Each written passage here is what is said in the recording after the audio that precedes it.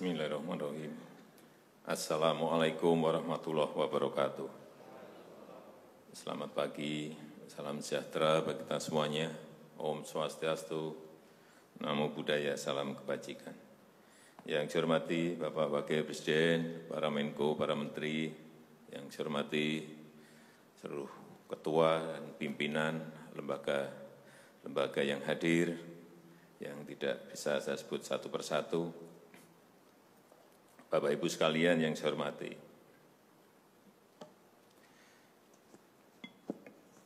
suasana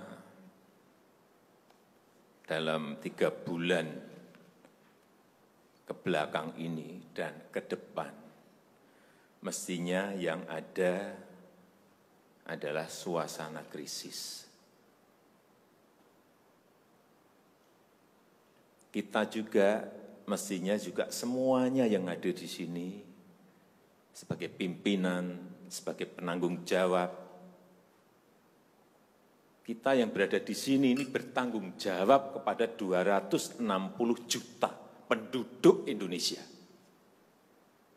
Ini tolong digarisbawahi. Dan perasaan itu tolong sama, kita sama.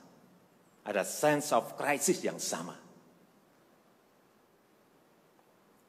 Hati-hati, OECD terakhir sehari 2 hari yang lalu menyampaikan bahwa growth, pertumbuhan ekonomi dunia terkontraksi 6, bisa sampai ke 7,6%, 6 sampai 7,6% minusnya. Bank Dunia menyampaikan bisa minus 5%. Perasaan ini harus sama. Kita harus ngerti ini. Jangan biasa-biasa saja. Jangan linier. Jangan menganggap ini norma. Bahaya sekali kita. Saya melihat masih banyak kita yang menganggap ini normal. Nah, kalau saya lihat Bapak, Ibu, dan saudara-saudara masih ada yang melihat ini sebagai sebuah masih normal, berbahaya sekali. Kerja masih biasa-biasa saja.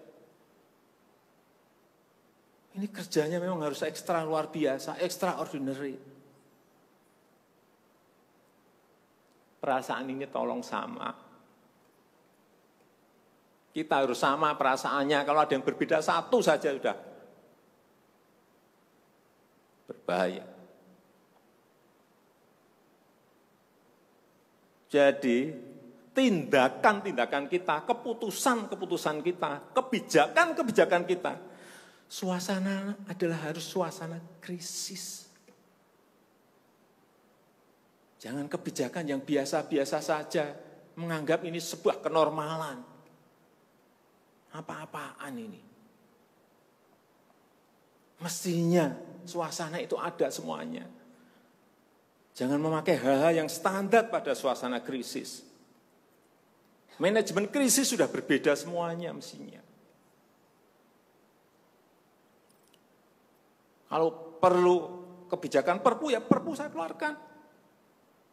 Kalau perlu perpres saya keluarkan. Kalau saudara-saudara punya peraturan menteri keuangan, keluarkan untuk menangani negara, tanggung jawab kita kepada 267 juta rakyat kita.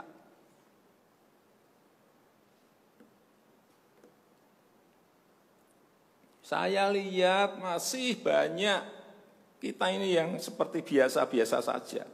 Saya jengkelnya di situ. Ini apa enggak punya perasaan?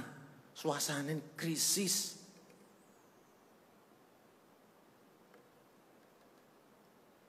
Yang kedua, saya perlu ingatkan belanja-belanja di kementerian. Saya lihat laporan masih biasa-biasa saja.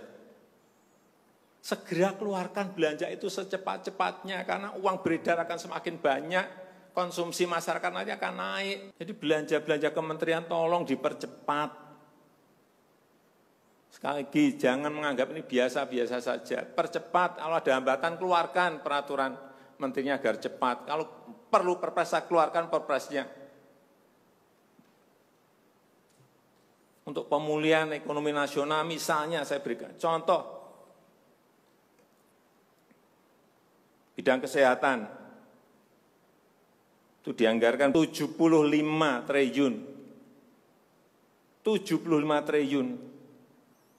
Baru keluar 1,53% coba. Uang beredar di masyarakat kerem ke situ semua. Segera itu dikeluarkan dengan penggunaan-penggunaan yang tepat sasaran sehingga men-trigger ekonomi. Pembayaran tunjangan untuk dokter spesialis, untuk tenaga medis segera keluarkan. Belanja-belanja untuk peralatan segera keluarkan. Ini sudah disediakan 70-an triliun seperti itu. Bansos yang ditunggu masyarakat, segera keluarkan. Kalau ada masalah, lakukan tindakan-tindakan lapangan. Meskipun sudah lumayan, tapi baru lumayan. Ini extraordinary. Harusnya 100%. Di bidang ekonomi juga sama.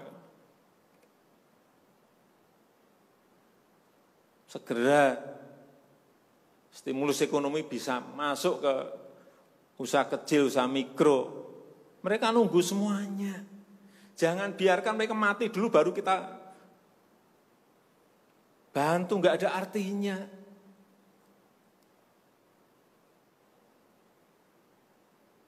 Berbahaya sekali kalau perasaan kita seperti nggak ada apa-apa, berbahaya sekali. Usaha mikro, usaha kecil, usaha menengah, usaha gede, perbankan, semuanya yang berkaitan dengan ekonomi manufaktur, industri, terutama yang padat karya, beri prioritas pada mereka supaya enggak ada PHK. Jangan sudah PHK gede-gedean, duit rupiah pun belum masuk ke stimulus ekonomi kita. Hanya gara-gara urusan peraturan. Ini extraordinary. Saya harus ngomong apa adanya, enggak ada progres. Yang signifikan enggak ada.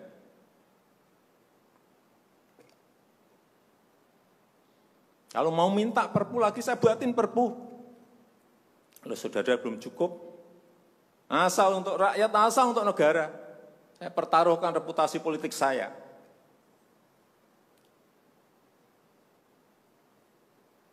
Sekali lagi tolong ini betul-betul dirasakan kita semuanya. Jangan sampai ada hal yang justru mengganggu. Sekali lagi, langkah-langkah extraordinary ini betul-betul harus kita lakukan. Dan saya membuka yang namanya langkah, entah langkah-langkah politik, entah langkah-langkah kepemerintahan akan saya buka.